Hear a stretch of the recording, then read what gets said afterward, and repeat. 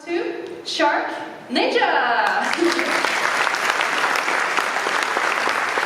Interesting fact, SharkNinja right now is the fastest growing outdoor cooking company in the world, but it's also the fastest growing hair tools company in the world.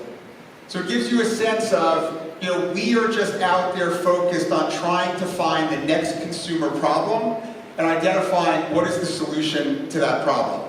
He asked me what was the most exciting thing about being a New York Stock Exchange public company, and my answer has really always been consistent. It's been, we have a platform to tell our story. Okay, we have an incredible, incredible story.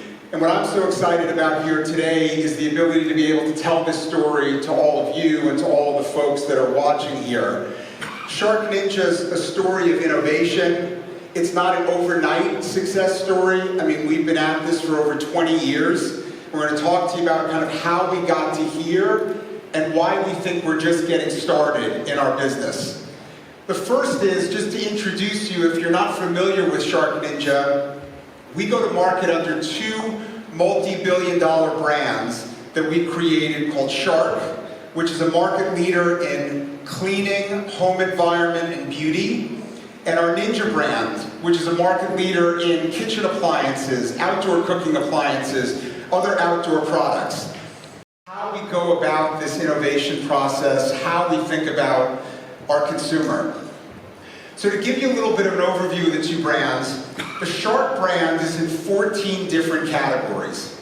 The Ninja brand is in 20 different categories. We're in 33, 34 categories overall.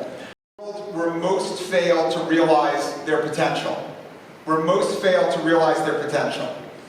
It starts with driving for the extraordinary, setting a calculated, unimaginably high bar in a game worth playing. How many of us at times in business are just trying to get through stuff? You're just trying to do stuff.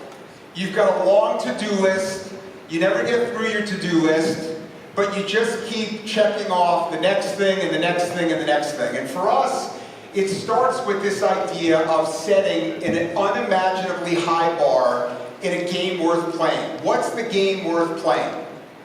What's the big thing that we want to do that is going to be able to make a lasting impact on the consumers that we service? Nothing is good until they're not good. And so we have a term that we use in the company, which is we reserve the right to get smarter. We reserve the right to get smarter.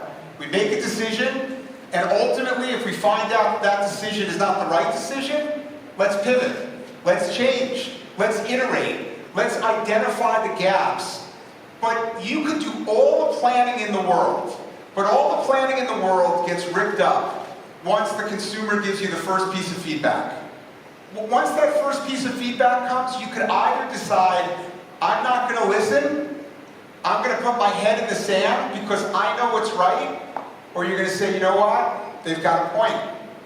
They've got a point. We've got to be able to rethink where we were going and what we were doing.